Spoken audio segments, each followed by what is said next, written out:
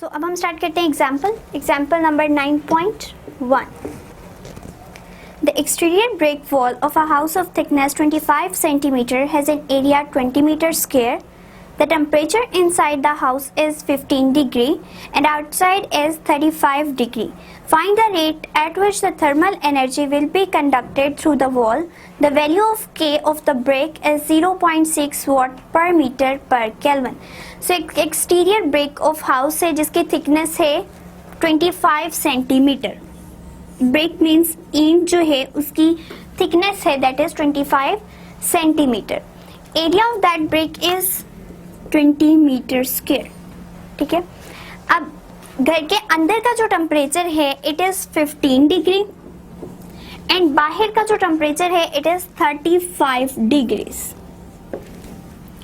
And हमें जो thermal conductivity बता दी गई है बेसिकली वो क्या है कि अगर बाहर का टेम्परेचर ज्यादा है तो इसने हीट को एब्जॉर्ब करना है, रूम ने हीट एब्जॉर्ब करनी है. ठीक है. सो कितनी हीट एब्जॉर्ब करेगा कितने टाइम में, that is basically the rate of flow of heat. ठीक है. एंड इस सारे प्रोसेस में हमारे पास क्या आता है, थर्मल कंडक्टिविटी, कि किस हद तक कोई बॉडी हीट को एब्जॉर्ब कर सकती है जब इतनी लेंथ दे दी गई हो एंड एरिया भी गिवन हो या thickness of that brick and it is 25 centimetre. Secondly हमें एरिया गिवन है. अगर हमें एरिया गिवन ना होता तब हम खुद करते by using the formula length into width, but अब एरिया डायरेक्टली गिवन है and it is 20 metre square. Initial temperature या रूम टेम्परेचर जो हमें दिया गया है, room temperature T1 equals to 15 degree and outside जो टेम्परेचर है that is T2 and it is 35 degrees. The next thing which is given, it is the thermal conductivity value of K, and value of K is 0.6 watt per meter per Kelvin.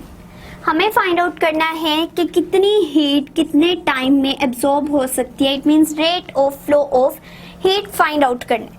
सो सबसे पहले तो देखिए हमारे पास length ही जो है वो एक base unit में नहीं है.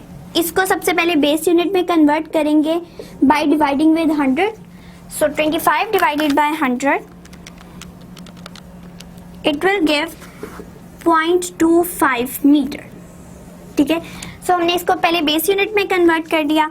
अब टेम्परेचर भी हमारे पास बेस यूनिट में गिवन नहीं है. इट मींस इसको केल्विन में होना चाहिए. केल्विन के लिए क्या करेंगे, 273 plus 15. So 273 plus 15 will be 288 kelvin. So temperature को भी हमने केल्विन में चेंज कर लिया. सेकेंड टेम्परेचर भी जो है वो गिवन है इन सेंटीग्रेड्स.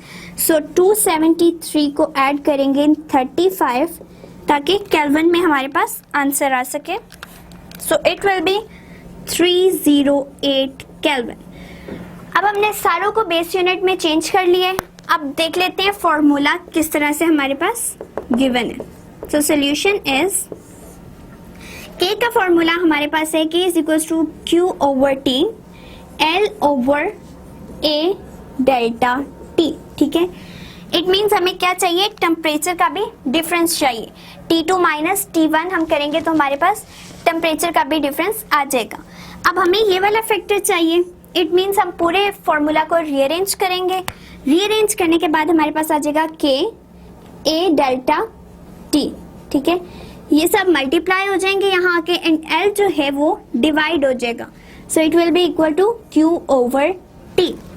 अब जस्ट वैल्यूज पुट करते हैं K की, A की, डेल T की एंड L की. सो हमारे पास जो आंसर आएगा, K की वैल्यू है 0.6, एरिया की वैल्यू है 20, difference in temperature is 308 minus 288 and length हमारे पास है 0.25 Q ओवर T. सो सबसे पहले तो हम इस ब्रैकेट को सॉल्व कर लेते हैं कि 308 माइनस 288 कितना आएगा. It will B 20. It means 0.6 20 into 20 over 0.25 equals to Q over T.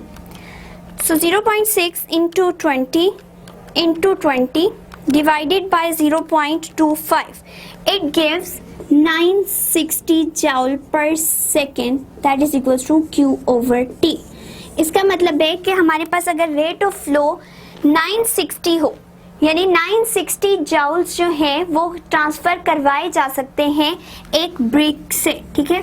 सो ये था हमारा न्यूमेरिकल जिसमें हमने जस्ट ये Q ओवर T की वैल्यू निकालनी थी एंड लेंथ भी गिवन थी, एरिया भी गिवन था, टेम्परेचर्स भी गिवन थे एंड K की वैल्यू भी गिवन थी, that was 0.6 watt per metre per kelvin. Just formula put किया है and we get Q over T equals to 960 joule per second. So ये थी हमारी एग्जाम्पल।